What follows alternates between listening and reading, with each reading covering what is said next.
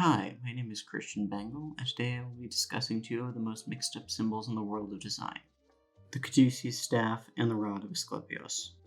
As I am doing this for our class, I am required to follow a certain format, so for those of you who are not in my class and already know what these objects are and look like, or you looked at the thumbnail, feel free to skip to the format analysis part and go right to the rest of the video. I'm just going to describe what these two objects look like in excruciating detail, and I'll put a timestamp for you to know where to skip to. In one image is a metallic-looking staff drawn in black and white. The staff has two wings at its very top. Both wings are large and feathery and in greater mass than the staff itself. Two snakes are drawn very simply curled around the staff's body, slowly moving outward as they go up, creating an almost conical shape as they curl around it. In the other image is a wooden staff. It's straight up and down and not very ornate. Around it, a single serpent is coiled very tightly from top to bottom. In some renditions, this image is transposed over a rendering of the globe and is rendered in blue with white space making out the rest of the image. What I have just described are the Caduceus staff and the staff of Asclepius, respectively. Both of these staffs originate from ancient Greek mythology and are symbols in said mythology. The Caduceus staff was a symbol of Hermes, ancient Greek god of messages, travel, merchants, a psychopomp, and a god of trickery. Next to the god himself, his winged hat, shoes, and the staff is a large piece of his iconography. The staff is said to have the power to put people to sleep or wake them up, as well as give the dying a gentle death or even bring the dead back to life, but that account is a bit hard to trace. It's also said to have the power to create peace between two tensious parties. The second staff belongs to the mythological doctor Asclepius, a miracle-working doctor so talented he was able to bring people back from the dead. Both of these staffs are used as a symbol of medical practice across the world, although one is used correctly and one isn't. The correct symbol is the Rod of Asclepius. This was adopted as a symbol of health and medicine across the globe, as in the myth, Asclepius was assumedly the greatest doctor alive. So naturally, the symbol was used to convey medical practice and treatment.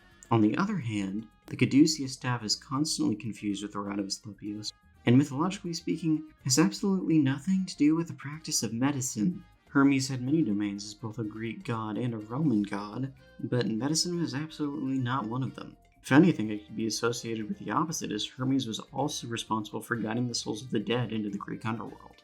However, nowadays, the two staffs tend to get confused with each other very often, especially in the United States. It's not very hard to see how these staffs would get confused and swapped around.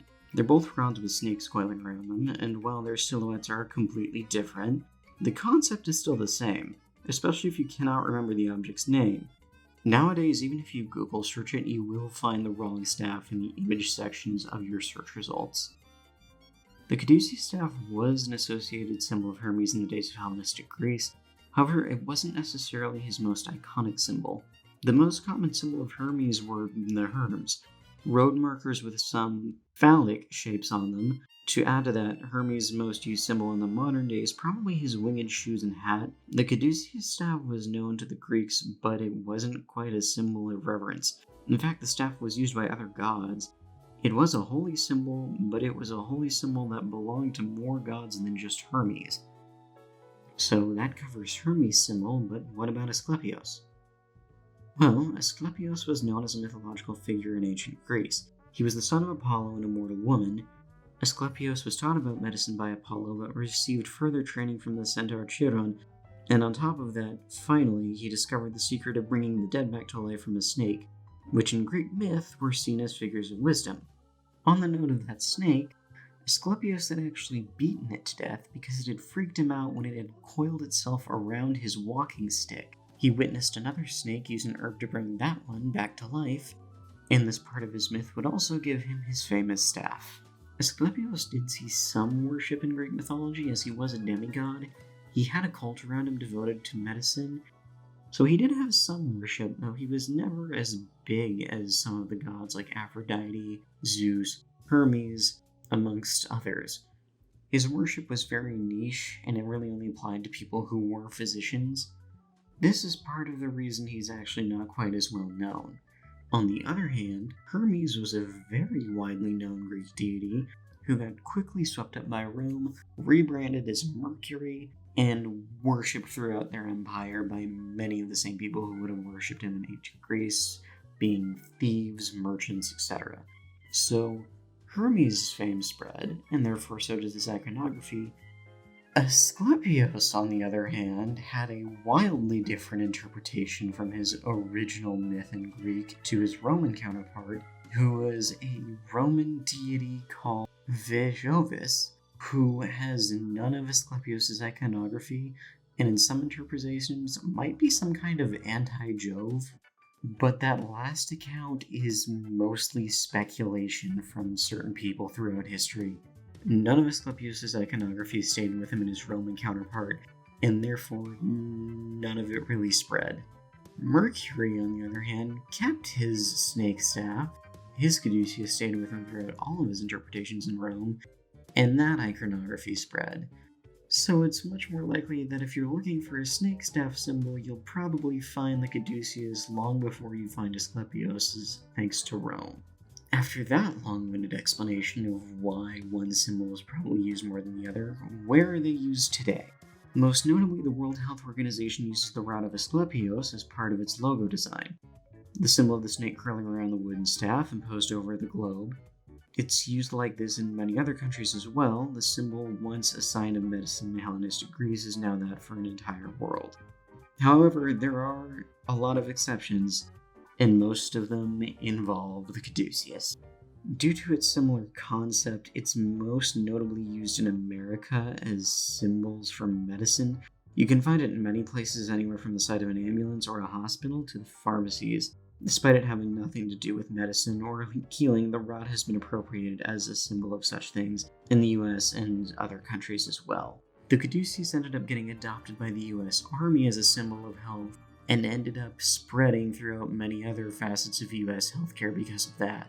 The caduceus has become so synonymous with medicine in the United States that changing it might actually be more of a hassle in some cases. Regardless of what it meant to be a symbol of over 2,000 years ago, the rod has adopted a new meaning in the modern day, even though it was the result of a mix-up.